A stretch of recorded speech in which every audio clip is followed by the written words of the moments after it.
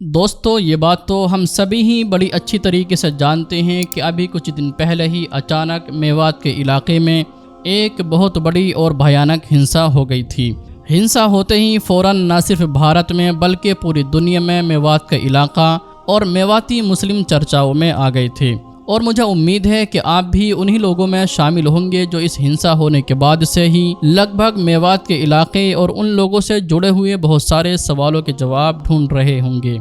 آپ بھی جاننے کی کوشش کر رہے ہوں گے کہ آخر یہ میوات کا علاقہ کیا ہے، کہاں پر پڑتا ہے، کیا یہ کوئی گاؤں ہے یا پھر شہر ہے یا پھر کوئی اسٹیٹ ہے۔ ساتھ ہی ساتھ آپ لوگ یہ بھی جاننا چاہتے ہوں گے کہ آخر یہ میواتی لوگ کون ہیں، ان کا اتہاس کیا ہے، یہ لوگ کہاں سے آئے تھے، کیا کرتے ہیں، اور آج کے دور میں یہ پورے دنیا میں، پورے بھارت میں زیادہ مشہور کیوں ہیں۔ تو چلیے آج کی اپنی ویڈیو میں ہم میوات سے جڑے تمام ہی سوالوں کے جواب جاننے کی کوشش کرتے ہیں۔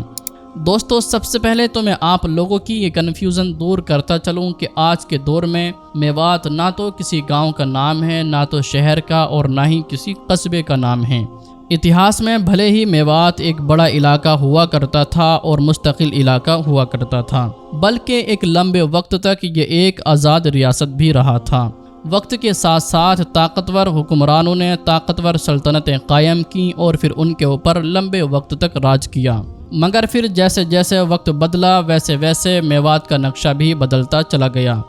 دیش کے آزاد ہونے کے بعد جب ہمارا دیش ایک الگ شیپ میں بننا شروع ہوا اور الگ الگ ضلعوں ایون الگ الگ راجیوں میں بٹا تو میوات بھی بڑھتا چلا گیا۔ کسی دور میں اس پورے علاقے کو میوات کہا جاتا تھا، آج کے دور میں وہ میوات نہ صرف کئی ضلعوں میں بلکہ یہ کہیے راجستھان اور ہریانہ نام کی تو اسٹیٹ میں بھی بڑھ چکا ہے۔ یعنی میواتی ریجن کا کچھ حصہ ہریانہ میں ہے تو کچھ حصہ راجستھان میں موجود ہے، مگر پھر بھی اس خاص علاقے کو ہی میوات مانا جانے لگا اور میوات کہا جانے لگا کہ جہاں پر آج کے دور میں نوح نام کا ضلع موجود ہے، بلکہ اس ضلع کا نام بھی سن 2016 تک میوات ضلع ہی ہوا کرتا تھا۔ سن 2016 میں اس کا نام بدل دیا گیا اور اس ضلع کو نوح کا نام دے دیا گیا۔ یہاں آج کے دور میں زیادہ تر مسلم میواتی آباد ہیں۔ یہاں پر میواتی کے جن کو مسلم میو بھی کہا جاتا ہے، ان کی آبادی کتنی زیادہ ہے اس چیز کا اندازہ اسی بات سے لگایا جا سکتا ہے کہ نوح ہریانہ کے 22 ضلعوں میں سے ایک اکلوتا ایسا ضلع ہے کہ جہاں پر مسلم میجورٹی میں ہیں۔ رپورٹ کی مانے تو یہاں پر ہندو اور مسلم کا جو ریشیو ہے 80 اور 20% بتایا جاتا ہے، یعنی 80% مسلم ہیں تو وہیں 20% کے قریب ہندو موجود ہیں۔ میواتی مسلمان ایتہاسک طور پر اپنے آپ کو راجپوتوں کا ونشج مانتے ہیں۔ یہی وجہ ہے کہ دوسرے مسلموں سے الٹ آج بھی میواتی مسلموں میں یہاں پر آج بھی آپ لوگوں کو ہندو ٹریڈیشن اور ہندو کلچر کا گہرا اثر دیکھے گا کہ شادی بیاہ یا اس طریقے کی جو دوسری چیزیں ہوتی ہیں ان میں بھی آج بھی بہت ساری ہندو رسمیں پائی جاتی ہیں۔ اور تو اور اگر آپ میوات کے علاقوں میں جاؤ گے تو محسوس کرو گے کہ میواتی مسلمانوں میں کچھ لوگوں کے نام بھی ایسے ہوتے ہیں جو دیش کے باقی علاقوں میں ہندو کمیونٹی کے لوگ ہی رکھتے ہیں، مسلم کمیونٹی کے لوگ نہیں رکھتے ہیں۔ میواتی مسلموں کے تار اتہاس میں آج سے لگ بھگ 600 یا پھر 700 سال پہلے پیدا ہونے والے ایک حکمران کے جن کا نام راجا سون پرپال ہوا کرتا تھا ان سے جا کر جڑ جاتے ہیں۔ راجا سون پرپال ایک راجپوت ہوا کرتے تھے، مگر پھر بعد میں 1355 میں انہوں نے اسلام دھرم اپنا لیا تھا۔ راجا سون پرپال کے جن کا نام اسلام اپنانے کے بعد ناہر خان ہو گیا تھا۔ انہوں نے میوات کے علاقے پر قائم کی گئی ایک طاقتور اور خوشحال سلطنت پر ایک لمبے وقت تک راج کیا تھا۔ ان کو ولی میوات کے نام سے بھی جانا جاتا تھا، جو ایک اپادھی تھی جو اس دور میں دلی سلطنت کے طاقتور حکمران یعنی فیروز شاہ تغلق کی طرف سے دی گئی تھی۔ بعد میں ان کی نسل سے جو دوسرے لوگ بھی میوات کی گدی پر بیٹھے ان لوگوں کو بھی اسی اپادھی یعنی ولی میوات کے نام سے ہی جانا جاتا گیا۔ میواتیوں کے پوروج یعنی راجا ناہر خان کی یہ سلطنت 1527 تک قائم رہی تھی، مگر پھر اس دور میں انٹری ہو چکی تھی ظہیر الدین محمد بابر کی، جس نے نہ صرف میوات کی ہی سلطنت بلکہ اس علاقے کی چھوٹی اور بڑی سلطنتوں کو ان کو پوری طرح سے ختم کر دیا گیا تھا اور یہاں پر ایک اسٹیبل اور طاقتور سلطنت کی بنیاد رکھی کہ جس کو اتہاس میں مغل سلطنت کے نام سے جانا جاتا ہے۔ بابر کے ساتھ بھی میواتیوں کی جنگ کی بڑی دلچسپ کہانی ہے۔ بادشاہ ظہیر الدین محمد بابر جو اپنی پہلی ہی جنگ میں محمد ابراہیم لودھی کو ہرا چکا تھا، دوسری جنگ میں اس کا مقابلہ تھا رانا سانگا سے۔ وہیں رانا سانگا کے اس کے بارے میں یہ بھی دعویٰ کیا جاتا ہے کہ یہی وہ انسان تھا کہ جس نے بابر کو بھارت آنے کا نیوتا دیا تھا۔ فی الحال اس دور میں میوات کے علاقے پر راج ہوا کرتا تھا حسن خان میواتی کا، جو کہ راجہ ناہر خان کی سلطنت کے آخری اور ان کی نسل کے بھی آخری حکمران تھے۔ انہوں نے اس جنگ میں رانا سانگا کی طرف سے لڑنے کا فیصلہ کیا۔ رانا سانگا کے پاس ویسے تو راجپوتوں کی 80,000 سے لے کر 1 لاکھ تک فوج موجود تھی، وہیں دوسری طرف بابر کے پاس صرف 40 سے 50,000 کے قریب ہی فوج موجود تھی، اور اس حساب سے اس کے پاس آدھی فوج تھی۔ مگر ظہیر الدین بابر کے پاس پلس پوائنٹ یہ تھا کہ نہ صرف اس کی فوج جنگ میں مہارت رکھتی تھی، بلکہ ساتھ ہی ساتھ اس کے پاس وہ خطرناک توپیں بھی ہوا کرتی تھیں کہ جن توپوں کو راجپوتوں کی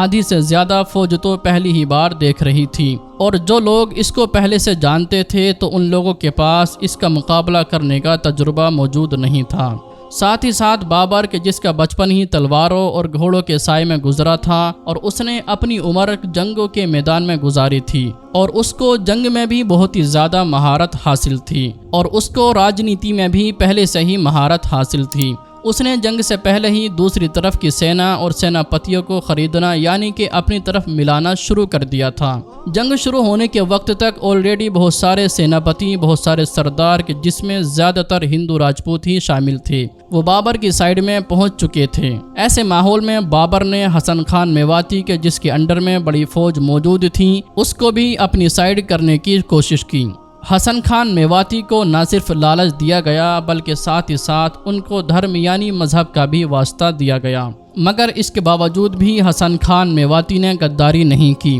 اور جو شپت لی تھی رانا سانگا کے ساتھ لڑنے کا فیصلہ کیا۔ 16 مارچ 1527 کے دن خان بنام کی لڑی جانے والی جنگ میں ظہیر الدین بابر کو فتح حاصل ہوئی۔ دوسری طرف حسن خان میواتی کو اپنے بہت سے فوجیوں کے ساتھ جان تو گنوانا پڑی ہی، ساتھ ہی ساتھ ان کی وہ سلطنت ہمیشہ کے لیے ختم بھی ہو گئی۔ فی الحال مغلوں کے بعد پھر انگریزوں کا دور آیا، اور پھر جب 1857 میں ہمارے دیش کی آزادی کی پہلی جنگ شروع ہوئی یعنی کرانتی ہوئی، تو اس میں بھی میوات کے لوگوں نے خوب بڑھ چڑھ کر حصہ لیا تھا۔ ہسٹوریکل ایویڈنس سے پتہ چلتا ہے کہ لگ بھگ 6,000 کے قریب میواتی 1857 میں اس کرانتی میں انگریزوں کے خلاف لڑتے ہوئے شہید ہوئے تھے۔ 1947 میں جب ہمارا دیش آزاد اور 2 ٹکڑوں میں بٹ گیا تو جگہ جگہ پر دنگے فساد ہونا شروع ہوئے، اور اسی ماحول میں ہی میواتیوں کا ایک بڑا گروپ ایسا تھا کہ جو نہ صرف خود بھی پاکستان جانا چاہتا تھا بلکہ اس دور میں ہمارے دیش کی سرکار بھی میواتیوں کو پاکستان بھیجنا چاہتی تھی،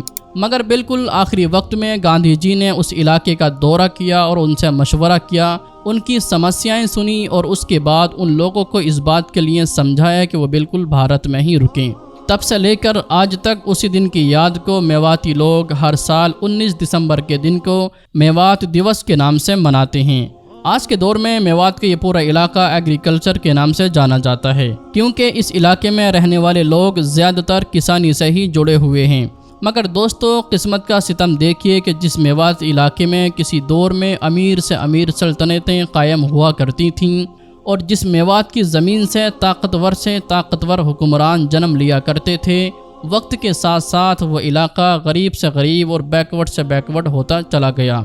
آج حالات ایسے ہیں کہ ایجوکیشن اور باقی فیسلٹیز کو تو چھوڑیے، اس علاقے کے لوگ صاف پانی کے لیے بھی ترس جاتے ہیں۔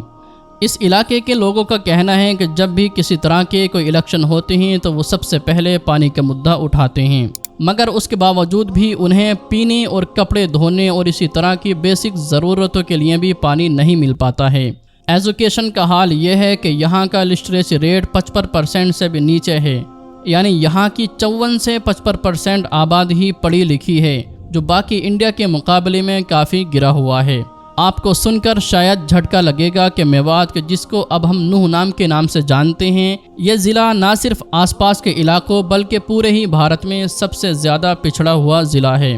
ہاں دوستو، آفیشیلی یہ بات کئی رپورٹ سے کلیئر ہو جاتی ہے۔ ان تمام چیزوں کو لے کر جہاں ایک طرف میوات کے لوگ وقت وقت پر آنے والی سرکاروں کو ذمہ دار ٹھہراتے ہیں اور یہ کہتے ہیں کیونکہ اس علاقے میں وہ لوگ زیادہ سنکھیا میں ہیں تو ان کے ساتھ سوتیلا سلوک کیا جاتا ہے، تو وہیں دوسری طرف ساری سرکاریں ان تمام چیزوں کا ذمہ دار خود میواتی لوگوں کو ہی مانتی ہیں، اور ان کے مطابق ان ساری چیزوں کی وجہ صرف اور صرف میواتی لوگ خود ہی ہیں۔ فی الحال دوستو، اس ویڈیو سے پہلے آپ لوگ میوات کے بارے میں کتنا جانتے تھے؟ ویڈیو کے کمنٹ باکس میں ضرور بتائیے گا۔ ساتھ ہی ساتھ میوات کے علاقے کی آج جو کنڈیشن ہے اس کے بارے میں آپ لوگ کیا رائے رکھتے ہیں، اور آپ لوگوں نے ابھی تک اس کے بارے میں کیا کیا پڑھا ہے کمنٹ باکس میں ضرور شیئر کریں۔ ویڈیو پسند آنے پر نہ صرف ویڈیو کو لائک کریں بلکہ اپنے دوستوں کے ساتھ ضرور شیئر کریں، اور اسی طرح کی نالجبل اور ہسٹوریکل ویڈیوز ہمیشہ دیکھنے کے لیے ہمارے ہسٹری فورم یوٹیوب چینل کو ضرور سبسکرائب کریں۔